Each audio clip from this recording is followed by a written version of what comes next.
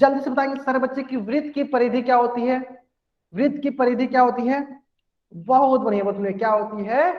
क्या होती है? अच्छा, सेक्टर भी पढ़ाया था, सेगमेंट भी पढ़ाया था, बहुत बढ़िया। क्या होती है?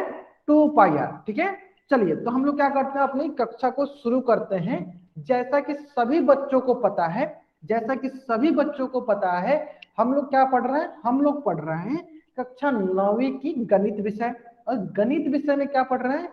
गणित विषय में पढ़ रहे हैं ज्यामिति, ज्योमेट्री। और ज्यामिति पढ़ने के सीरीज में, ज्यामिति पढ़ने के दौरान हम लोग बहुत सारे छोटे छोटे कंसेप्ट पढ़ रखा है, जैसे कि त्रिभुज, चतुर्भुज, और हाल ही में हम लोग ने शुरू किया है वृत्त। और वृत्त पढ़ने के दौरान हम लोग बहुत सारे छोटे छोटे वृत्त के कंसेप्ट पढ़ रखा है, जैसे कि वृत्त क्या होता है, केंद्र क्या होता है, जीवा क्या होता है, लघु चाप, दीर्घ चाप क्या होता है, लघु वृत्तखंड, दीर्घ वृत्तखंड क्या होता है, लघु त्रिज्यखंड, दीर्घ त्रिज्यखंड क्या होता है। और मैंने पिछले क्लास में स्टार्ट किया, पिछले कक्षा में हम लोगों ने शुरू किया है वृत्त की परिधि। क्या शुरू किया है? वृत्त की परिधि। क्या शुरू किया मैंने?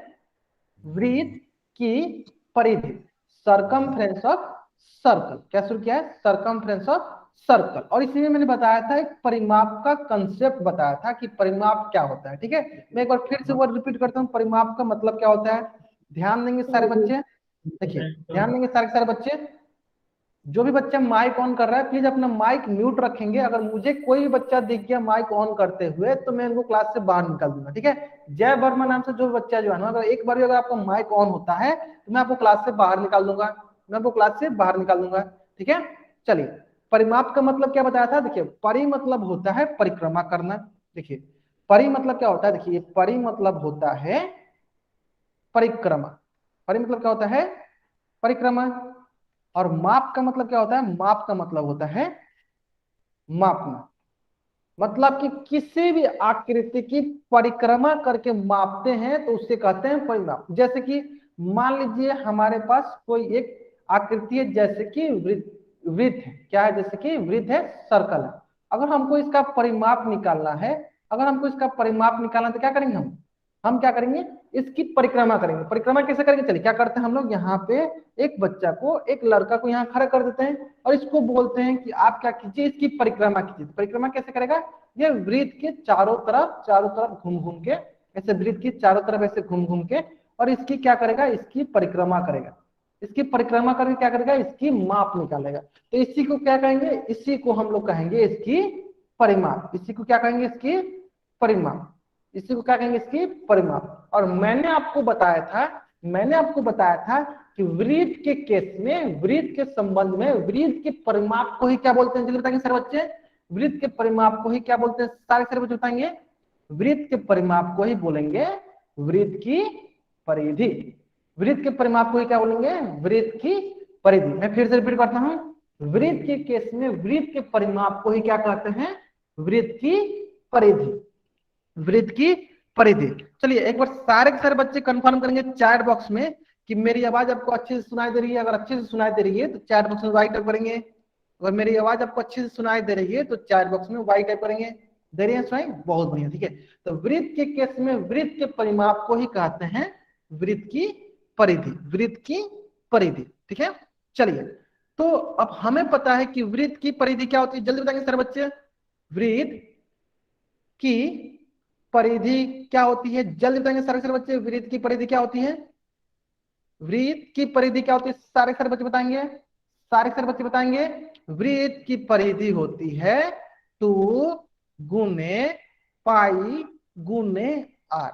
अब रही बात यहाँ पे आर क्या होता है, तो देखिए आर जो होती है आपकी, आर जो होती है आपकी क्या होती है? आर आपकी होती है त्रिज्या।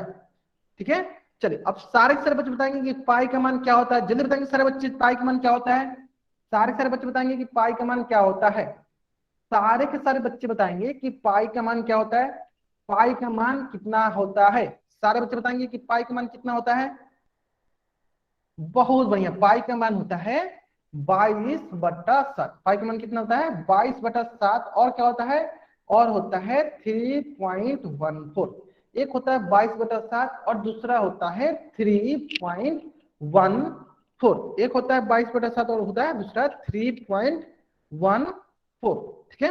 चलिए अब रही बात कि 3.14 और 22/7 कब हम लोग यूज करते हैं, कब हम लोग उपयोग करते हैं। तो जैसा कि मैंने सभी बच्चों को बता रखा है 3.14 3.14 हम लोग तभी यूज करते हैं, 3.14 हम लोग तभी यूज करते हैं जब क्वेश्चन में गिवन होता है, जब क्वेश्चन में दिया रहता है 3.14 हम लोग तभी यूज करते हैं जब क्वेश्चन में हमें दिया रहता है। अब रही 22/7 कब यूज करते हैं, तो 22/7 जो है आपको क्वेश्चन में दिया रहे या ना दिया रहे, क्वेश्चन में दिया रहे ना दिया रहे, हमेशा आप 22/7 यूज कर सकते हैं। और क्वेश्चन में पाई का मान नहीं गिवन है, नहीं दिया हुआ है, तो आपको 22/7 यूज करना है। पाई के मान 3.14 कब यूज करना है, जब आपको क्वेश्चन में दिया रहे पाई के मान 3.14। अगर यहां तक सारे बच्चों को समझ में आ गया है, अगर यहां तक सारे बच्चों को समझ में आ गया है कि वृत्त की परिधि क्या होती है, तो वृत्त की परिधि होती है 2πr। तो चैट बॉक्स में y टाइप करेंगे। अगर यहां तक सारे बच्चों को समझ में आ गया है कि वृत्त की परिधि क्या होती है 2πr, तो इस पेज का स्क्रीनशॉट ले और चैट बॉक्स में y टाइप करें, इस पेज का स्क्रीनशॉट ले और चैट बॉक्स में y टाइप करेंगे। आगे समझ में। चलिए अगर आपको यहां तक समझ में आ गया है तो आपके स्क्रीन पे क्वेश्चन है, आपके स्क्रीन पे क्वेश्चन है, और क्वेश्चन का उत्तर कहां देना है, इस क्वेश्चन का उत्तर आपको पोल सेक्शन में जाकर देना है। क्वेश्चन जो है बहुत ही सरल क्वेश्चन है। क्वेश्चन बोल रखा है आपको वृत्त की परिमाप जो है 44 सेंटीमीटर है, तो वृत्त की त्रिज्या ज्ञात कीजिए। अगर वृत्त की परिमाप 44 सेंटीमीटर है तो वृत्त की त्रिज्या ज्ञात कीजिए, वृत्त की त्रिज्या ज्ञात कीजिए। चलिए जल्दी जल्दी इस प्रश्न का उत्तर कहां देना है, इस प्रश्न का उत्तर आपको पोल सेक्शन में जाकर देना है। ठीक है, मैं क्या करता हूं थोड़ा बहुत आपको हिंट देता हूं। देखिए मैं क्या करता हूं, आपको थोड़ा बहुत हिंट देता हूं। देखिए वृत्त का परिमाप क्या होता है, वृत्त का परिमाप होता है हमारे पास 2 × π × r, और यहाँ वृत्त का परिमाप कितना दिया, वृत्त का परिमाप दिया आपको 44, तो 44 बराबर होगा 2 × π × r, और हमें किसका मान निकालना है, हमें मान निकालना है r का। ठीक है, और इस प्रश्न को उत्तर कहां देना है, इस प्रश्न को उत्तर आपको पोल सेक्शन में जाकर देनी है। कहां देनी है, पोल सेक्शन में जाकर देनी है। ठीक है, जल्दी से जल्दी सारे के सारे बच्चे क्या करेंगे, इस प्रश्न को उत्तर कहां देंगे, पोल सेक्शन में जाकर देंगे। सभी बच्चों को पोल सेक्शन में उत्तर देना अनिवार्य है। जल्दी जल्दी सारे सारे बच्चे क्या करेंगे, इस प्रश्न का उत्तर पोल सेक्शन में देंगे। ठीक है, मैं तब तक क्या करता हूँ उल्टे गिनती स्टार्ट करता हूँ ताकि सारे बच्चे इस प्रश्न का उत्तर जल्दी से जल्दी दे सकेंगे। ठीक है, चलिए 5 4 3 2 1। बहुत बढ़िया, बहुत सारे बच्चे इस प्रश्न का उत्तर सही दिए, बहुत सारे बच्चे जो हैं इस प्रश्न का उत्तर सही दिए। देखिए क्या होगा, देखते हैं। चलिए देखिए ये हो गया 44, और हमें पाई का मान नहीं दिया, तो पाई का मान जब नहीं देता है तो क्या लेते हैं, पाई का मान जब भी नहीं देता है तो हम लोग पाई का मान लेते हैं 22/7। तो यहाँ पाई का मान हो जाएगा 22/7 गुने r, गुने r। हमें क्या निकालनी है, हमें निकालनी है r निकालनी है। तो हमें पता है हम लोग क्या करते हैं, जो नीचे रहता है इससे हम लोग ऊपर लेकर चले जाते हैं, जो ऊपर रहता है उससे हम लोग नीचे लेकर चले आते हैं। तो क्या होगा, ये होगा 22, जो नीचे कौन क्या है, नीचे 1 है और इधर क्या है 7 है, तो जो नीचे रहेगा उसको ऊपर लेके चले जाएंगे, जो ऊपर रहेगा उससे नीचे लेके चले जाएंगे। तो ऊपर क्या होगा 2 गुने 22 बराबर हो गया r, बराबर क्या हो गया r हो गया। ठीक है, चलिए अब देखते हैं हम लोग, अब देखते हैं हम लोग। देखिए तो ये हो जाएगा आपका 22 एकम 22, 22 दूनी 44, ये 2 एकम 2, 2 एकम 2, तो ये हो जाएगा r बराबर 7 सेंटीमीटर। तो सारे के सारे बच्चे क्या करेंगे, इस पेज का स्क्रीनशॉट लेंगे और चैट बॉक्स में वाइट टाइप करेंगे। सारे बच्चे करेंगे, तो कौन सा ऑप्शन सही है, मेरा ऑप्शन बी जो है सही उत्तर है, ऑप्शन बी जो है मेरा सही उत्तर है। सारे के सारे बच्चे क्या करेंगे, इस पेज का स्क्रीनशॉट लेंगे और चैट बॉक्स में वाइट टाइप करेंगे, इस पेज का स्क्रीनशॉट लेंगे, चैट बॉक्स में वाइट टाइप करेंगे। आगे सारे बच्चों को समझ में, बहुत ही महत्वपूर्ण क्वेश्चन था, सारे बच्चों ने स्क्रीनशॉट ले लिया, बहुत बढ़िया, बहुत बढ़िया। चलिए तो हम लोग यहाँ तक पिछली कक्षा में पढ़ लिए थे, हम लोग यहाँ तक पिछली कक्षा में पढ़ लिए थे। अब हम लोग क्या पढ़ने जा रहे हैं, तो जैसे कि हम लोगों ने वृत्त की परिधि पढ़ रखी है, तो अब हम लोग पढ़ेंगे अर्धवृत्त और उसकी परिधि। क्या पढ़ेंगे अब हम लोग, अब हम लोग पढ़ेंगे अर्धवृत्त और उसकी परिधि। अब अर्धवृत्त क्या होती है, चलो देख लेते हैं। सबसे पहले आपके मन में ये प्रश्न आ रहा होगा कि अर्धवृत्त क्या होता है, अर्धवृत्त क्या होता है, चलिए देख लेते हैं। चलिए बताएंगे सर बच्चे अर्धवृत्त क्या होता है, तो बहुत बच्चे बोलेंगे सर वृत्त की जो आधी भाग होती है उसे अर्धवृत्त कहते हैं। बहुत बढ़िया, सही बोला आपने, वृत्त की जो आधी भाग होती है उसे अर्धवृत्त करते हैं। तो आधी भाग कैसे हो, चलिए देख लेते हैं आधी भाग कैसे होगा, देख लेते हैं। चलिए मान लेते हैं कि यहाँ पे अगर आपके पास एक बिंदु हो और यहाँ पे आपके पास एक बिंदु हो, मतलब कि वृत्त की व्यास, वृत्त की व्यास क्या होती है, वृत्त की व्यास जो होती है वृत्त की सबसे लंबी जीवा होती है, वृत्त की सबसे लंबी जीवा होती है जो वृत्त को दो बराबर हिस्सों में बांटती है। एक हिस्सा ये हो गया, दूसरा हिस्सा ये हो गया। कैसे बांटेगी, चले देख लेते हैं। इसको देखिए दो बराबर भाग में, देखिए एक भाग ये हो गया और दूसरा भाग, चलिए दूसरा भाग क्या हो जाएगा, दूसरा भाग ये हो जाएगा आपके पास, दूसरा भाग ये हो गया। इसका मतलब वृत्त की जो व्यास होती है, वृत्त की जो व्यास होती है, देखिए ये क्या है, ये वृत्त की, ये वृत्त की व्यास है। ये क्या है, ये वृत्त की व्यास है। यानी वृत्त की जो व्यास होती है, वृत्त की जो व्यास होती है वृत्त को दो बराबर हिस्सों में बांटती है। उसी हिस्सा को क्या कहते हैं, उसी हिस्सा को हम लोग कहते हैं अर्धवृत्त। उसी हिस्सा को क्या कहते हैं, अर्धवृत्त। अगर ये सारे बच्चों को समझ में आ गया कि वृत्त की व्यास जो होती है वृत्त को दो बराबर हिस्सों में बांटती है, जिसे हम लोग कहते हैं अर्धवृत्त। तो सारे बच्चों को अगर ये समझ में आ गया है तो चैट बॉक्स में इसका स्क्रीनशॉट लेंगे और चैट बॉक्स में राइट करेंगे, तो इससे हम लोग कहेंगे अर्धवृत्त। इसे हम लोग क्या कहेंगे, इसे हम लोग कहेंगे अर्धवृत्त। यानी अर्धवृत्त क्या होती है, अर्धवृत्त होती है कि वृत्त की व्यास, वृत्त की व्यास वृत्त को दो बराबर हिस्सों में बांटती है, मतलब उसे कहेंगे अर्धवृत्त। आगे सर बच्चों को समझ में, बहुत बढ़िया बहुत बढ़िया। चलिए अब आती है बात कि आपने तो अर्धवृत्त समझ लिया, आपने तो अर्धवृत्त समझ लिया। अब आई बात कि इसकी परिधि कैसे निकालते हैं, इसकी परिधि कैसे निकालते हैं, चलिए वो भी देख लेते हैं, चलिए वो भी देख लेते हैं हम लोग। चलिए तो आपके पास ये आया कि आपके पास ये हो गया, आपके पास एक अर्धवृत्त, ये आपके पास क्या हो गया, एक अर्धवृत्त, ये आपके पास हो गया एक अर्धवृत्त, जिसमें कि ये हो गया आपके पास एक अर्धवृत्त। ठीक है, चलिए अब इसकी हमें निकालनी है परिधि। इसकी हमें क्या निकालनी है, अर्धवृत्त की परिधि निकालनी। चलिए लिख देता हूं यहाँ पे, अर्धवृत्त की हमें निकालनी है परिधि। कैसे निकालेंगे, चलिए देख लेते हैं, ध्यान देंगे सर बच्चे, देख लेंगे कैसे निकालेंगे हम लोग, देखेंगे। देखिए कैसे निकालेंगे, ध्यान देंगे सर बच्चे, कैसे निकालेंगे हम लोग, देखिए बहुत ही सरल तरीका है, बहुत ही सरल तरीका। तरीका क्या देखेंगे, ध्यान दें सभी बच्चे, कि जैसे कि मैंने आपको बताया है परिमाप निकालने का तरीका। क्या बताया परिमाप निकालने का तरीका, मैंने बताया परिमाप निकालने का तरीका आपको कि किसी भी आकृति को, किसी भी आकृति के चारों तरफ घूमकर, चारों तरफ परिक्रमा करके जो मापते हैं उसी को हम लोग कहते हैं उस आकृति की परिमाप। इसका मतलब कि अगर हमें इस वृत्त की परिमाप निकालनी है तो मैं क्या करता हूँ, एक लड़का को यहाँ पे खड़ा करता हूँ और इससे बोलता हूँ कि आप क्या करो, इस आकृति के चारों तरफ, इस आकृति की चारों तरफ घूमो और इसकी परिमाप निकालो। तो ये क्या करेगा, इसकी आकृति की चारों तरफ घूमेगा, देखिए यहाँ तक घूम लिया और इसकी क्या निकाला, इसका निकाला परिमाप, इसका परिमाप निकाला।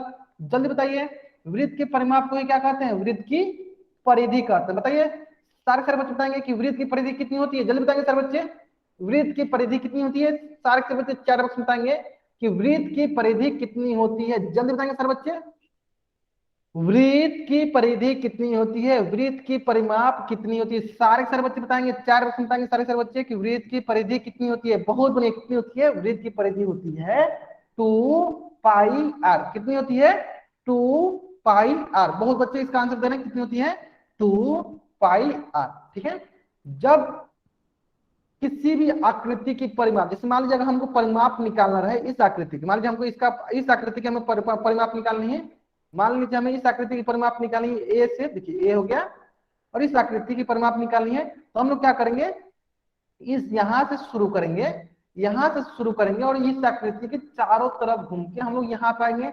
जब हम लोग जिस बिंदु से शुरू करते हैं अगर उसी बिंदु पे हम लोग पहुंच जाते हैं तो उस आकृति की परिमाप हो जाती है, उस आकृति की परिमाप हो जाती है। तो देखिए यहाँ पे हम लोग ए बिंदु से शुरू कर रहे हैं और फिर से हम लोग ए बिंदु पे ही वापस आ जा रहे हैं, तभी इसकी परिमाप जो है संपूर्ण हो रही है, कंप्लीट हो रही है। ठीक है, इस प्रकार वृत्त की परिमाप कितनी होती है, वृत्त की परिमाप होती है, वृत्त की परिधि कितनी होती है 2πr। ठीक है, 2πr। ठीक है, अब मेरा सवाल ये है, अब मेरा सवाल ये है कि आप बताइए कि वृत्त के परिमाप जो है अगर हम लोग बिंदु ए से शुरू करें और बिंदु बी पे खत्म कर दें, क्या करना है हमें, हमें जो परिमाप निकालनी है, अब बिंदु ए पे शुरू करना है और बिंदु ए पे शुरू करना है और बिंदु बी पे खत्म कर देना है, बिंदु ए पे शुरू करना है और बिंदु बी पे खत्म कर देना है। तो कितनी होगी, चलिए बताएंगे सर बच्चे। अभी हमको क्या करना है, अभी हमको जो है, चलिए मैं बताता हूं, अभी हमें जो परिमाप निकालनी है बिंदु ए से बिंदु बी तक की निकालनी, मतलब हमें परिमाप निकालनी है ए से शुरू करके बी तक का, ए से शुरू करके बी तक का, तो उसका परिमाप कितना हो, जल्दी बताएंगे। हमें निकालनी है आधी वृत्त की परिमाप, बताइए कितनी होगी उसकी परिमाप, कितनी होगी उसकी परिमाप, तो उसकी परिमाप जो होगी पूरा वृत्त का आधा होगा। मतलब कि अगर टोटल वृत्त का परिमाप था 2πr, तो जो आधा वृत्त होगा उसका परिमाप क्या होगा, इसकी आधी होगी, मतलब कि 2πr बट्टा 2, क्या होगा 2πr बट्टा 2। अगर टोटल वृत्त का परिमाप 2πr था, तो आधी वृत्त की परिमाप कितनी हो गई, आधी वृत्त जो यहां से लेकर ए बिंदु से लेकर यहां तक कितनी हो गई 2πr बट्टा 2, क्या होगा 2 से 2 कट गया, कितना होगा, ये होगा πr, ये कितना होगा πr। मैं एक बार फिर से रिपीट करता हूं, अगर टोटल ए बिंदु से शुरू करके ए बिंदु पे आते हैं तो इसका परिमाप होता है 2πr। टोटल कितना होता है 2πr। अगर हम कुल का देखेंगे 2πr होता है, कुल का देखेंगे परिमाप कितना है 2πr होता है, तो आधी वृत्त का क्या होगा, आधी वृत्त होगा 2πr बट्टा 2, πr होगा, आधी वृत्त कितना होगा, आधी वृत्त का होगा πr। यहां तक क्लियर है। अगर यहां तक सारे बच्चों को समझ में आ गया तो चैट बॉक्स में वाइट टाइप करेंगे। अगर यहां तक समझ में आ गया कि आधी वृत्त का परिमाप कितना हो गया πr, अगर यहां तक समझ में आ गया तो चैट बॉक्स में वाइट टाइप करेंगे, आगे समझ में, बहुत में बहुत। चलिए, अगर आपको यहां तक समझ में आ गया, इसका मतलब ये हुआ कि अगर ये ए बिंदु मान लेते हैं और इसको मैं बी बिंदु मान लेता हूं, जब हम लोग यहां से यहां तक अगर आते हैं, अगर हम लोग यहां से एक बच्चा यहाँ जो है यहां से जब यहां तक वो आता है तो कितना कवर करेगा, कितना मापेगा, तो वो मापेगा πr, वो कितना मापेगा, वो मापेगा πr, तो कितना माप करेगा, वो माप करेगा πr। यहां तक समझ में आ गया, यहां तक समझ में आ गया। इसका मतलब ये है कि अगर ये ए बिंदु है और ये बी बिंदु है, तो अगर ये यहां से जब यहां तक आता है, जैसे मान लीजिए एक बच्चा यहाँ पे है और वो यहां से यहां तक जब आता है तो वो कितना कवर करेगा, वो करेगा आपका πr कवर करेगा, कितना करेगा πr। यहाँ तक किसी बच्चा कोई डाउट, अगर यहाँ तक किसी बच्चे कुछ भी डाउट हो, बच्चा चैट बॉक्स में एन टाइप करेगा, अगर डाउट नहीं है तो चैट बॉक्स में वाई टाइप करेगा। अगर यहाँ तक किसी बच्चा कुछ भी डाउट हो, बच्चा एन टाइप करेगा, डाउट नहीं है तो वाई टाइप करेगा, नहीं है डाउट, बहुत बढ़िया। चलिए, तो क्या यही हमारी अर्धवृत्त की परिमाप है, अगर यही हमारी अर्धवृत्त की परिमाप है तो चैट बॉक्स में वाई टाइप कीजिए, अगर नहीं है तो चैट बॉक्स में एन टाइप कीजिए। क्या यही हमारी अर्धवृत्त की परिमाप है, अगर है तो वाई टाइप कीजिए, नहीं है तो एन टाइप कीजिए, नहीं है तो एन टाइप कीजिए।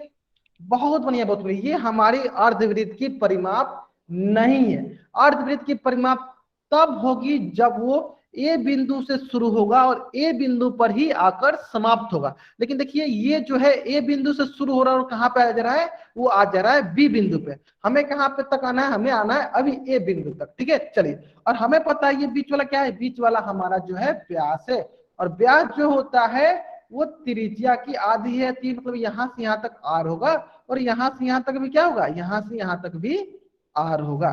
ठीक है, यानी अगर हमें अर्धवृत्त की परिमाप निकालनी है, अर्धवृत्त की परिधि निकालनी है, अर्धवृत्त की परिधि निकालनी है, तो क्या करेंगे, देखिए हम शुरू करेंगे यहां से, ए से शुरू करेंगे, ए से जब वो बी तक पहुंचेगा कितना कवर करेगा, वो कवर करेगा πr। वो कितना कवर किया, वो कवर किया πr। अब वो जो बी से यहां तक आएगा, जैसे मान लीजिए वो क्या है, सेंटर केंद्र है, तो कितना कवर करेगा, वो कवर करेगा, वो मापेगा आर, कितना मापेगा, आर मापेगा। मतलब जब यहां तक आ गया वो, फिर जब वो ओ से ए तक आएगा तो कितना कवर करेगा, वो कवर करेगा आर, और कितना कवर किया आर। तो टोटल कितना कवर किया, ये कवर किया πr प्लस 2r, यानी अर्धवृत्त की परिधि कितनी हुई πr प्लस 2r। अर्धवृत्त की परिधि कितनी हुई, पाई आर प्लस 2r। अगर यहां तक सारे बच्चों को समझ में आ गया है तो इस पेज का स्क्रीनशॉट ले और चैट बॉक्स में राइट अप करें कि अर्धवृत्त की परिधि कितनी होती है, पाई आर प्लस 2r। फिर से रिपीट करता हूं, अर्धवृत्त की परिधि कितनी होती है, पाई आर प्लस 2r। जल्दी से लिखेंगे, चैट बॉक्स में लिखेंगे सारे बच्चे, अर्धवृत्त की परिधि लिखेंगे सारे बच्चे, पाई आर प्लस 2r। सारे के सारे बच्चे इस पेज का स्क्रीनशॉट लेंगे, सारे के सारे बच्चों को क्या करना है, इस पेज का स्क्रीनशॉट लेना है। ले लिया सारे बच्चों ने, चलिए अगर सारे बच्चों ने यहां तक स्क्रीनशॉट ले लिया है, ले लिया सारे बच्चों ने, तो यही होती है आपकी वृत्त की परिधि, वृत्त की अर्धवृत्त की परिधि। अगर आपको यहां तक समझ में आ गया है तो आपके स्क्रीन पे क्वेश्चन है, क्वेश्चन जो है बहुत ही सरल क्वेश्चन है। क्वेश्चन बोल रहा है यदि वृत्त की त्रिज्या 7 सेंटीमीटर है, यदि वृत्त की त्रिज्या 7 सेंटीमीटर है तो अर्धवृत्त की परिधि ज्ञात कीजिए। तो अर्धवृत्त की परिधि ज्ञात कीजिए। बहुत ही सरल प्रश्न है, बहुत ही सरल प्रश्न है। सारे बच्चों को इसका उत्तर कहां देना है, सारे बच्चों को इसका उत्तर पोल सेक्शन में जाकर देना है। कहां देना है, इस प्रश्न का उत्तर पोल सेक्शन में जाकर देना है। जल्द देंगे। मैं क्या करता हूं, इसका उल्टी गिनती स्टार्ट करता हूं ताकि सारे बच्चे इस प्रश्न का उत्तर दे सकेंगे। उल्टी गिनती स्टार्ट करने से पहले मैं क्या करता हूं, थोड़ा हिंट देता हूं आपको, ध्यान दीजिए। देखिए देखिए अर्धवृत्त की परिधि, अर्धवृत्त की परिधि, अर्धवृत्त की परिधि क्या होती है, वो होती है क्या होती है, अर्धवृत्त की परिधि होती है पाई आर प्लस 2r। और यहाँ पे r का मान कितना है, r का मान दिया है 7 सेंटीमीटर। इसका मतलब क्या होगा, पाई का मान हम ले लेंगे 22/7 और r का मान ले लेंगे 7। चलिए जल्दी से जल्दी, इतना हिंट काफी आपको इस प्रश्न को उत्तर देने के लिए। जल्दी से जल्दी इस प्रश्न का उत्तर कहां देना है, इस प्रश्न का उत्तर आपको पोल सेक्शन में जाकर देना है। कहां देना है, पोल सेक्शन में जाकर देना है। ठीक है, मैं क्या करता हूँ, उल्टी गिनती स्टार्ट करता हूँ ताकि सारे बच्चे इस प्रश्न का उत्तर जल्दी से जल्दी पोल सेक्शन में देंगे। 5 4 3 2 1। बहुत बढ़िया, बहुत बढ़िया। जहां तक मैं देख पा रहा हूं अधिकतर बच्चे इस प्रश्न का उत्तर सही दिए, अधिकतर बच्चे इस प्रश्न का उत्तर सही दिए। सारे के सारे बच्चे क्या करेंगे, चैट सेक्शन में नहीं ध्यान देंगे, सारे बच्चे कहां ध्यान देंगे, स्क्रीन पे ध्यान देंगे। सभी बच्चे कहां ध्यान देंगे, स्क्रीन पे ध्यान देंगे, क्योंकि बहुत ही महत्वपूर्ण क्वेश्चन। देखिए यहाँ पे पाई का मान क्या है, पाई का मान है 22/7 और आर का मान क्या है, आर का मान है 7 प्लस 2 गुने आर का मान क्या है, आर का मान है 7। ठीक है, इस प्रकार 7 से 7 कट गया, आपके पास बच गया 22 प्लस 7 गुनी 14। इस प्रकार हुआ 4 2 6 2 1 3 36 सेंटीमीटर। कितना गया, 36 सेंटीमीटर। कितना गया, 36 सेंटीमीटर। आगे समझ में। देखिए यानी अर्धवृत्त की परिधि कितनी हो गई, 36 सेंटीमीटर। तो कौन सा ऑप्शन सही है, तो मेरा ऑप्शन सी जो है, ऑप्शन सी जो है मेरा सही उत्तर है। अगर यहां तक सारे बच्चों को समझ में आ गया है तो इस पेज का स्क्रीनशॉट ले चैट बॉक्स में राइट अप करेंगे कि अर्धवृत्त की परिधि कितनी आएगी, 36 सेंटीमीटर। मतलब कौन सा ऑप्शन सही है, ऑप्शन सी जो है मेरा सही उत्तर है। अगर यहां तक सारे बच्चों को समझ में आ गया है तो इस पेज का स्क्रीनशॉट ले और चैट बॉक्स में राइट अप करें, इस पेज का स्क्रीनशॉट ले और चैट बॉक्स में राइट अप करें सारे बच्चे। आगे समझ में, बहुत बढ़िया, बहुत बढ़िया। चलिए इसी प्रकार से आपके स्क्रीन पे एक और सवाल है, आपके स्क्रीन पे एक और सवाल है और इसका भी उत्तर कहां देना है आपको, इसका भी उत्तर जो है आपको पोल सेक्शन में जाकर देना है। क्वेश्चन क्या है, क्वेश्चन बहुत ही सरल है। क्वेश्चन बोल रखा है आपको, यदि अर्धवृत्त का परिमाप 72 सेंटीमीटर है तो अर्धवृत्त की त्रिज्या ज्ञात कीजिए। यदि अर्धवृत्त का परिमाप 72 सेंटीमीटर है तो अर्धवृत्त की त्रिज्या ज्ञात कीजिए। देखिए चलिए मैं क्या करता हूं, उल्टी गिनती स्टार्ट करता हूं। उल्टी गिनती स्टार्ट करने से पहले मैं आपको थोड़ा सा हिंट देता हूं, ध्यान देखिए। देखिए हमें पता है अर्धवृत्त का परिमाप, अर्धवृत्त का परिमाप क्या होता है, वो होता है पाई आर प्लस 2r।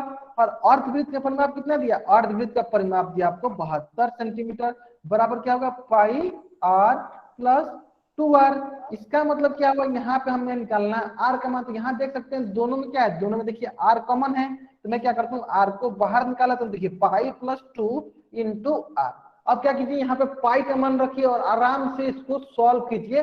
बहुत ही सरल प्रश्न है और यहाँ से आप r का मान ज्ञात कीजिए और जल्दी से जल्दी ज्ञात करके आपको इसका उत्तर कहाँ देना है, आपको इसका उत्तर जो है पोल सेक्शन में जाकर देना है। कहां देना है इसका उत्तर? पोल सेक्शन में जाकर देना है। ठीक है, जो बच्चे लेट से क्लास ज्वाइन कर रहे हैं वो बच्चे कोशिश करें कि क्लास जो है जल्दी से जल्दी ज्वाइन कर सके। बच्चे कोशिश करें क्लास जो है जल्दी से जल्दी ज्वाइन कर सके। ठीक है, चलिए जल्दी जल्दी इस प्रश्न को उत्तर दीजिए। इस प्रश्न को उत्तर कहां देना है? इस प्रश्न को उत्तर आप सभी को पोल सेक्शन में जाकर देना है। कहां देना है? पोल सेक्शन जाकर देना है। मैंने आपको हिंट दे रखा है, मैंने आपको हिंट दे रखा है। आपको क्या करना है? इस प्रश्न का उत्तर पोल सेक्शन में जाकर देना है। कहां देना है? पोल सेक्शन में जाकर देना है। ठीक है, चलिए मैं क्या करता हूं, उल्टी गिनती स्टार्ट करता हूं ताकि सारे बच्चे इस प्रश्न का उत्तर जल्दी से जल्दी दें। 5 4 3 2 1। एक बार फिर से उल्टी गिनती स्टार्ट करता हूं ताकि जो बच्चे अभी तक इसका उत्तर नहीं दे पाए जल्दी जल्दी उत्तर देंगे।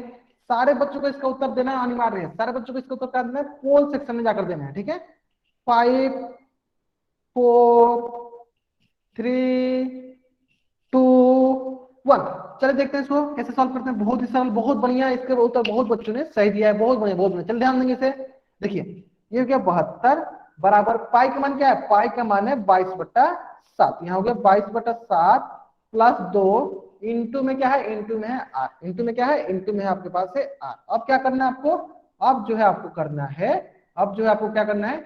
22/7 प्लस 2 को जोड़ना है। क्या करते हैं हम लोग? इधर जोड़ते हैं 22/7 प्लस 2 को जोड़ते हैं। तो देखिए 2 के नीचे कुछ नहीं, क्या है? 1 है। मैं इसे जोड़ता हूं तो 7 1 का लघुत्तम 7, 7 के कम 7 1 में भाग देंगे तो ये हो जाएगा 22 प्लस 1 में जब 7 से भागेंगे क्या होगा? 7 दूनी 14। तो 22 प्लस 14 कितना आएगा? ये हो जाएगा 36/7। कितना होगा? 36/7। बटा का जोड़ है, फ्रैक्शन का एडिशन है। 36/7 तो ये हो जाएगा आपके पास 72 बराबर 36/7 इंटू हो जाएगा आर। इंटू क्या हो जाएगा? आर। अब क्या करते हैं हम लोग? अब क्या करते हैं हम लोग? हमें पता है जो नीचे रहेगा उसको ऊपर वाला से गुना कर लेंगे, जो ऊपर रहेगा उससे नीचे से गुना कर देंगे। तो ये हो जाएगा 72 गुने 7 बट्टा हो जाएगा जो ऊपर है वो नीचे है, तो नीचे हो जाएगा आपके पास 36 बराबर हो जाएगा आर। बराबर कितना हो जाएगा? आर। और हमें पता है 36 से कम 36, 36 दूनी 72 मतलब 36 दूनी 72 मतलब कि 36 दूनी 72। इसका मतलब ये हुआ 7 दूनी 14। इसका मतलब क्या हुआ? 7 दूनी 14 सेंटीमीटर। यानी आर का मान कितना है? आर का मान है 14 सेंटीमीटर। मतलब कौन सा ऑप्शन सही है? ऑप्शन सी जो है मेरा सही उत्तर है। ऑप्शन सी जो है मेरा सही उत्तर है। तो जल्दी से जल्दी सारे के सारे बच्चे क्या करेंगे? इस पेज का स्क्रीनशॉट लेंगे और चैट बॉक्स में वाइट टाइप करेंगे। इस पेज का स्क्रीनशॉट लेंगे और चैट बॉक्स में वाइट टाइप करेंगे। सारे सारे बच्चे करेंगे। इस पेज का स्क्रीनशॉट लेंगे और चैट बॉक्स में वाइट टाइप करेंगे। सारे बच्चे ले ले, सारे बच्चे ने। तो अभी के सभी बच्चे इस पेज का स्क्रीनशॉट लेंगे। सारे के सारे बच्चों को इसका स्क्रीनशॉट लेकर नोट्स कॉपी में नोट्स बनाना है। एक बार नहीं 2-3 बार इस प्रश्न का उत्तर बनाना है। 2-3 बार नोट्स कॉपी में इसको लिखना है। 2-3 बार नोट्स कॉपी में बनाना है। ठीक है, सभी बच्चों को करना है, सभी बच्चों को करना है। तो इस प्रकार हम लोग अर्धवृत्त का परिमाप पढ़ लिए। तो कौन सा ऑप्शन सही है मेरा? मेरा ऑप्शन सी जो है मेरा सही उत्तर है। ऑप्शन सी जो है मेरा सही उत्तर है। तो चलिए अब हम लोग पढ़ते हैं, अब हम लोग पढ़ते हैं वृत्त का क्षेत्रफल, एरिया ऑफ सर्कल। क्या पढ़ते हैं हम लोग? वृत्त का क्षेत्रफल, एरिया ऑफ सर्कल। वृत्त तो हम लोगों ने पढ़ रखा है। अब हम लोग पढ़ रखते हैं क्षेत्रफल। क्या पढ़ रखते हैं? क्षेत्रफल। तो देखिए क्षेत्रफल क्या होता है, चलिए समझ लेते हैं। पहले सबसे पहले समझते हैं कि क्षेत्रफल क्या होता है। क्षेत्रफल क्या होता है? ठीक है, चलिए मैं क्या करता हूँ, एक आकृति के माध्यम से आपको समझाता हूँ कि क्षेत्रफल क्या होता है। ठीक है, चलिए मैं क्या करता हूँ, एक आपको यहाँ पे वृत्त ले लेता हूँ। देखिए ये मैंने क्या किया, आपको एक वृत्त ले लिया। अब मैं आपको बताना चाह रहा हूँ कि क्षेत्रफल क्या होता है। देखिए कोई भी आकृति होती है, कोई भी आकृति होती है और उनके अंदर वाला भाग, जैसे कि ये वृत्त है, जैसे क्या ये वृत्त है, ये क्या है? ये वृत्त है, ये वृत्त है। और ये वृत्त के द्वारा घेरा गया स्थान, ये कौन सा स्थान घेर रहा है? तो ये अंदर वाला, ये वृत्त के द्वारा ये घेरा गया जो स्थान है, देखिए ये स्थान इसने घेर रखा है। तो वृत्त के द्वारा जो घेरा गया स्थान है, ये वृत्त के द्वारा जो घेरा गया स्थान है, वृत्त, ये वृत्त के द्वारा ये जो घेरा गया स्थान है, इसी को क्या कहते हैं? इसी को हम लोग कहते हैं क्षेत्रफल। इसी को क्या कहेंगे, इसी को कहेंगे वृत्त का क्षेत्रफल। इसी को क्या कहेंगे, इसी को कहेंगे वृत्त का क्षेत्रफल। मतलब किसी भी वृत्त का क्षेत्रफल कहेंगे तो इसको कहेंगे हम लोग वृत्त का क्षेत्रफल। क्या बोलेंगे, इसको कहेंगे वृत्त का क्षेत्रफल। मतलब वृत्त के द्वारा घेरा गया जो स्थान होता है उसी को कहते हैं क्षेत्रफल। उसी प्रकार बताइए, अगर मान लीजिए कि ये एक हमारे पास चतुर्भुज है, इस चतुर्भुज के द्वारा घेरा गया स्थान कौन सा स्थान घेर रहा है, तो ये देखिए ये अंदर वाला ये स्थान घेर रहा है। ये क्या कर रहा है, ये अंदर वाला, ये अंदर वाला आपका, ये आपका क्या कर रहा है, ये अंदर वाला आपका स्थान, ये अंदर वाला आपका स्थान घेर रहा है। तो इसी को हम क्या कहेंगे, इसी को कहेंगे इस आकृति की, इस चतुर्भुज की क्षेत्रफल। इसको क्या कहेंगे, इसको कहेंगे इस चतुर्भुज का क्षेत्रफल। तो इसे लिख देता मैं यहाँ पे, चलिए यहाँ पे लिख देता हूँ आपको। तो इसे हम लोग कहेंगे इस चतुर्भुज का क्षेत्रफल। ठीक है, तो क्षेत्रफल बहुत ही सरल होता है। कोई भी आकृति के द्वारा घेरा गया स्थान, कोई भी आकृति के द्वारा घेरा गया स्थान, उस आकृति का क्या कहलाता है, क्षेत्रफल कहलाता है। जैसे मान लीजिए ये मैं आपके पास त्रिभुज बनाता हूँ, तो इस आकृति के द्वारा घेरा गया स्थान कौन सा है, इस आकृति के द्वारा घेरा गया स्थान जो है, ये आकृति के द्वारा, ये आकृति के द्वारा ये घेरा गया स्थान। चलिए मैं इसको थोड़ा सा और हाईलाइट कर लेता हूँ। देखिए ये जो है इसका द्वारा घेरा गया यह स्थान, यह स्थान क्या कहलाएगा, इस आकृति का, इस आकृति का क्षेत्रफल कहलाएगा। इस आकृति क्या कहलाएगा, इस आकृति का ये क्षेत्रफल कहलाएगा। क्या कहलाएगा, क्षेत्रफल कहलाएगा। अगर सारे बच्चों को क्षेत्रफल मतलब कि एरिया समझ में आ गया कि एरिया क्या होता है, किसी भी आकृति के द्वारा घेरा गया स्थान क्या कहलाता है, उस आकृति की क्षेत्रफल कहलाती है।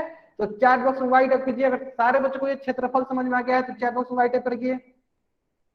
अगर सारे बच्चों को ये क्षेत्रफल समझ में आ गया है तो चैट बॉक्स में वाइट टाइप करेंगे। क्षेत्रफल क्या होता है, किसी भी आकृति को, किसी भी आकृति के द्वारा घेरा गया जो स्थान होता है, वो स्थान उस आकृति की क्षेत्रफल कहलाती है।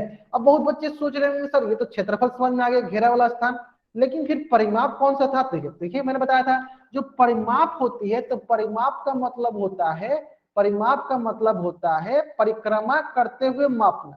इसका परिक्रमा कैसे करेगा, इसका परिक्रमा बाहर बाहर करेगा। जैसे यहाँ से शुरू करेगा, ऐसे बाहर बाहर करते करते करते करते ये बाहर वाला जो माप करता है, इसे हम लोग कहते हैं इस आकृति की परिमाप, इस आकृति की परिमाप। आगे समझ में। तो परिमाप और क्षेत्रफल में अंतर अगर सारे बच्चों को समझ में आ गया है तो इस पेज का स्क्रीनशॉट लेंगे और चैट बॉक्स में राइट करेंगे। अगर परिमाप और क्षेत्रफल में सारे बच्चों को अंतर समझ में आ गया, क्षेत्रफल और परिमाप में अगर सारे बच्चों को अंतर समझ में आ गया है तो इस पेज का स्क्रीनशॉट लेकर चैट बॉक्स में राइट करेंगे। आगे समझ में। चलिए तो अब हम लोग सीखने जा रहे हैं वृत्त का क्षेत्रफल। तो वृत्त का क्षेत्रफल क्या होता है, वृत्त के द्वारा घेरा गया स्थान ही उस वृत्त की क्षेत्रफल कहलाती है।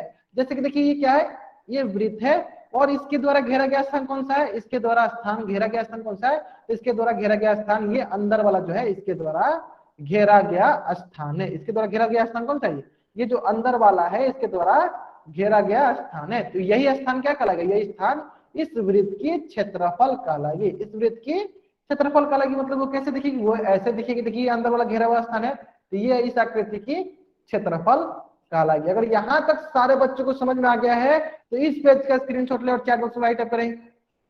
इस पेज का स्क्रीनशॉट ले और चैट बॉक्स में वाई टाइप करें। अगर यहाँ तक सारे बच्चों को समझ में आ गया है तो इस पेज का स्क्रीनशॉट ले और चैट बॉक्स में वाई टाइप करेंगे। आगे समझ में। चलिए, यानी हमें यहाँ से ये पता चल गया कि वृत्त का क्षेत्रफल कौन सा कहलाता है।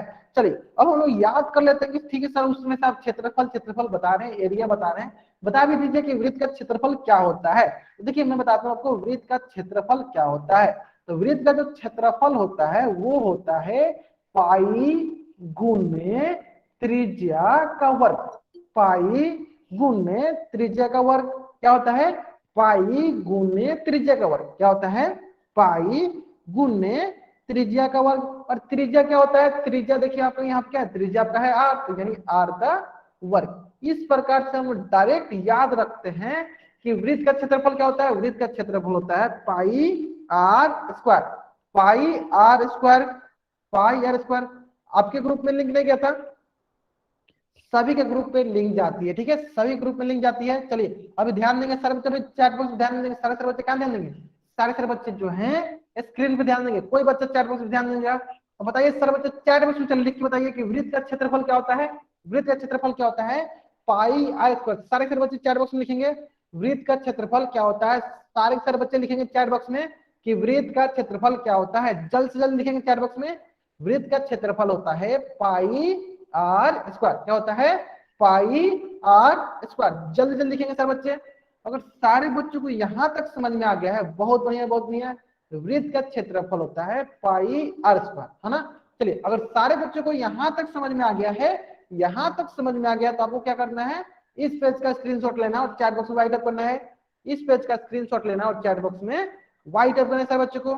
आगे सर बच्चों को समझ में बहुत बढ़िया बहुत बढ़िया। चलिए, अगर आपको यहां तक समझ में आ गया है तो आपके स्क्रीन पे एक क्वेश्चन है, आपके स्क्रीन पे क्वेश्चन है। क्वेश्चन जो है बहुत ही सरल क्वेश्चन है। क्वेश्चन बोल रहा है आपको, वृत्त, यदि वृत्त की त्रिज्या 7 सेंटीमीटर है तो वृत्त का क्षेत्रफल ज्ञात कीजिए। वृत्त का क्षेत्रफल ज्ञात कीजिए। क्वेश्चन जो बहुत ही सरल क्वेश्चन है।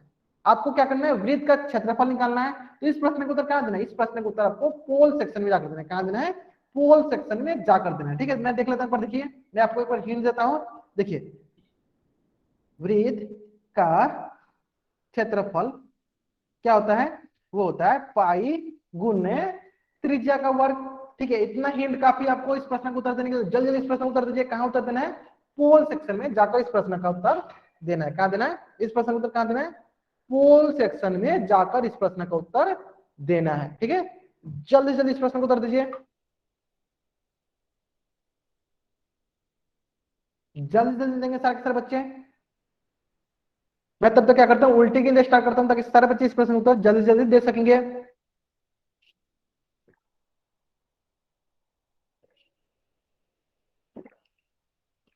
5 4 3 2 1। एक बार मैं फिर से रिपीट करता हूं, 5 4 3 2 1। बहुत बढ़िया बहुत बढ़िया। अधिकतर बच्चों का इस प्रश्न का उत्तर सही, अधिकतर बच्चों का इस प्रश्न का उत्तर सही है। बहुत बढ़िया बहुत बढ़िया। देखिए, पाई का मान क्या होता है, पाई का मान होता है 22/7 गुने आर का मान क्या है, आर का मान है 7 का वर्ग। और 7 का वर्ग का मतलब क्या, देखिए 7 के वर्ग का मतलब होता है 7 गुने 7। 7 के वर्ग का मतलब क्या हुआ, 7 के वर्ग का मतलब हुआ 7 गुने 7, दो बार गुना करना है। इसका मतलब इसको हम लोग ऐसे लिख सकते हैं, 22/7 गुने 7 का वर्ग का क्या मतलब है, 7 का वर्ग का मतलब है 7 गुने 7, 7 गुने 7। ठीक है, अब क्या करते हैं, देखिए ये 7 से 7 कट गया, यहाँ पे बच गया आपके पास 22 गुने 7। अब गुना करते हैं, देखिए क्या होगा, 7 दूनी 14, 7 दूनी 14 एक 15, 154 सेंटीमीटर वर्ग, 154 सेंटीमीटर स्क्वायर। मतलब कौन सा तो सही, ऑप्शन बी जो है मेरा सही उत्तर है। ऑप्शन बी जो है मेरा सही उत्तर है। अगर यहां तक सभी बच्चों को समझ में आ गया है तो इस पेज का स्क्रीनशॉट ले और चैट बॉक्स में व्हाइट अप करे। इस पेज का स्क्रीनशॉट ले और चैट बॉक्स में व्हाइट अप करेंगे सर बच्चे। अगर यहां तक सारे के सारे बच्चे को समझ में आ गया है तो इस पेज का स्क्रीनशॉट लेंगे और चैट बॉक्स में व्हाइट टाइप करेंगे। इस पेज का स्क्रीनशॉट लेंगे और चैट बॉक्स में व्हाइट टाइप करेंगे। आगे समझ में बहुत बढ़िया बहुत बढ़िया। चलिए, अगर आपको यहां तक समझ में आ गया है तो कौन सा कौन सही है, ऑप्शन बी जो है मेरा सही उत्तर है। तो इसी प्रकार एक और प्रश्न आपके स्क्रीन पे है, और ये प्रश्न जो है बहुत ही सरल प्रश्न है, बहुत ही सरल प्रश्न है। और इस प्रश्न का उत्तर कहां देना है, इस प्रश्न का उत्तर आपको पोल सेक्शन में जाकर देना है। प्रश्न बोल रहा है, यदि वृत्त का क्षेत्रफल 64 पाई सेंटीमीटर वर्ग है तो वृत्त की त्रिज्या ज्ञात कीजिए।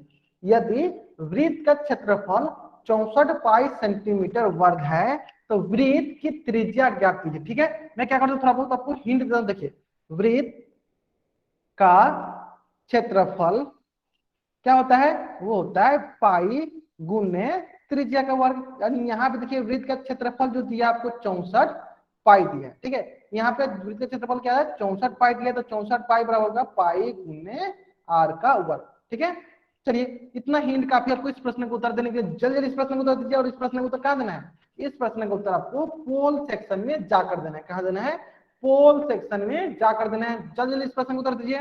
तब तक मैं क्या करता हूँ, उल्टी गिनती स्टार्ट करता हूँ ताकि सारे बच्चे इस प्रश्न का उत्तर जल्दी से जल्दी दे सकेंगे। जल्दी से इस प्रश्न का उत्तर कहां देना आपको, इस प्रश्न का उत्तर आपको पोल सेक्शन में जाकर देना है। सारे बच्चों को पोल सेक्शन में जाकर आंसर देना अनिवार्य है। मैं क्या करता हूँ, उल्टी गिनती स्टार्ट करता हूँ ताकि सारे बच्चे इस प्रश्न का उत्तर जल्दी से जल्दी दे सकेंगे। ठीक है, चलिए 5 4 3 2 1। फिर से रिपीट करता हूं, 5 4 3 2 1। चलिए देख लेते हैं, बहुत बच्चे इस प्रश्न का उत्तर सही दे रहे हैं। चलिए देख लेते हैं, ध्यान दीजिएगा। देखिए ये हो गया पाई से पाई कट गया, यहाँ पे बच जाएगा आपके पास 64 बराबर आर का वर्ग, 64 बराबर आर का वर्ग। और देखिए अब यहाँ पे क्या होगा, 64 बराबर तो आपका आर का वर्ग हो गया। अब देखिए अब आया बात की 64 बराबर आर का वर्ग, तो हम लोग इसको कैसे सॉल्व करेंगे, इसको कैसे सॉल्व करते हैं, कैसे इसको बनाते हैं। चलिए तो जब हमने आपको पाइथागोरस पढ़ा था वहां पे आपको मैंने बताया था कैसे बनाते हैं। देखिए अगर आपके पास बोल दिया जाए एक्स स्क्वायर बराबर 4, तो आप बताइए एक्स का मान कितना होगा। अगर आपको बोल दो कि एक्स स्क्वायर बराबर 4 है तो एक्स का मान कितने के बराबर होगा, जल्दी बताइए। अगर मैं आपसे बोल दूं कि एक्स स्क्वायर बराबर 4 तो एक्स का मान कितने के बराबर होगा, जल्दी बताइए सारे सारे बच्चे, चार ऑप्शन बताएंगे सारे बच्चे कि अगर एक्स स्क्वायर बराबर 4 है तो एक्स का मान कितने के बराबर होगा, जल्दी बताएंगे सारे सारे बच्चे। बहुत बढ़िया बहुत बढ़िया। अगर एक्स स्क्वायर बराबर 4 होता है तो एक्स का मान होता है 2। एक्स का मान क्या होता है 2। कैसे होता है, देखिए हम क्या करते हैं, अगर वर्ग रहता है तो वर्ग हटता है तो क्या होता है, वर्गमूल चढ़ता है। दूसरी तरफ क्या होता है, दूसरी तरफ वर्गमूल आ जाता है। और जब भी वर्गमूल होता है तो वर्गमूल के अंदर जो भी रहता है उसका हम लोग क्या करते हैं, गुणनखंड निकालते हैं। तो यानी 4 का क्या करेंगे हम लोग, गुणनखंड निकालेंगे। तो ये होगा 2 दूनी 4। तो अब क्या करेगा, x बराबर हो जाएगा आपके पास वर्गमूल ऑफ 2 दूनी 4, 2 दूनी 4। तो यानी ये हो जाएगा, 2 का पेयर रहता है, जो का जोड़ रहता है तो 2 मिलके एक बाहर आ जाता है, तो ये हो जाएगा 2, यानी x का मान हो गया 2, है ना। x मान हो गया 2। इसी प्रकार बताइए, इसी प्रकार बताइए कि अगर x स्क्वायर बराबर 9 रहता तो x का मान कितना होता। अगर एक्स स्क्वायर बराबर 9 होता तो एक्स का मान कितना होता, जल्दी जल्दी बताएंगे सारे बच्चे। अगर एक्स स्क्वायर बराबर 9 होगा तो एक्स का मान कितना होगा, बहुत बढ़िया बहुत बढ़िया, एक्स का मान कितना होगा 3। कैसे, देखिए अगर ये वर्ग होता है तो वर्ग को हटाते हैं तो क्या होता है, दूसरी तरफ वर्गमूल होता है। और वर्गमूल ऑफ 9, 9 का क्या करेंगे, 9 का गुणनखंड निकालना, तो ये हो जाएगा 3 3 का 9। ये हो जाएगा x बराबर √3 गुने 3। और 3 गुने 3 का क्या करेंगे, 2 का पेयर मिला के एक बाहर निकाल देंगे। तो 2 का पेयर लगा के हम लोग एक बाहर निकाल देंगे, हो जाएगा 3। x बराबर क्या हो जाएगा 3, x बराबर कितना हो जाएगा 3। आगे समझ में। चलिए इसी प्रकार अगर आपको यहाँ पे मैं बोल दूं कि एक्स स्क्वायर बराबर 64 है तो x का मान कितना होगा, जल्दी बताएंगे सर बच्चे। अगर x का वर्ग बराबर 64 दिया है तो x का मान कितने के बराबर होगा, x का मान कितने के बराबर होगा। बहुत बढ़िया, बहुत बच्चे इसका उत्तर सही दे रहे हैं, बहुत बढ़िया। चलिए कैसे होगा, देखिए ये वर्ग है तो वर्ग हटेगा तो क्या होगा, दूसरी तरफ वर्गमूल जाएगा, दूसरी तरफ क्या जाएगा, वर्गमूल जाएगा। तो वर्गमूल अब 64 के लिए क्या करेंगे, 64 का हम लोग गुणनखंड निकालेंगे। तो गुणनखंड कैसे निकलता है, तो गुणनखंड के लिए हम लोग क्या करते हैं, देखिए 2 से 32 दूनी 64, फिर 2 से 16 दूनी 32, फिर 2 से 2 अठे 16, फिर 2 से 2 चौका 8, फिर 2 से 2 दूनी 4। तो इस प्रकार वर्गमूल ऑफ 64 क्या होगा, 64 का होगा, ये देखिए 2 2 का तो 2 दूनी 4, फिर 2 का पेयर, फिर 2 का पेयर, ठीक है यहाँ तक। ये होगा ये 2 ये 2 ये 2, टोटल कितने, टोटल आपके हो गए 6।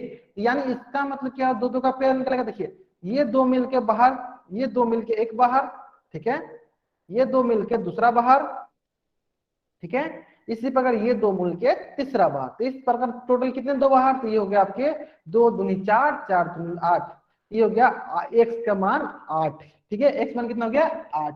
यानी x स्क्वायर बराबर 64 होगा, तो अगर आपको x का मान निकालना हो तो x मान कितना होगा, x का मान होगा 8, ठीक है। अब आप सोच रहे होंगे ये सब सारी चीजें मैं क्यों बता रहा हूँ, तो देखिए यहाँ पे हमारे क्वेश्चन में आया है आर स्क्वायर बराबर 64।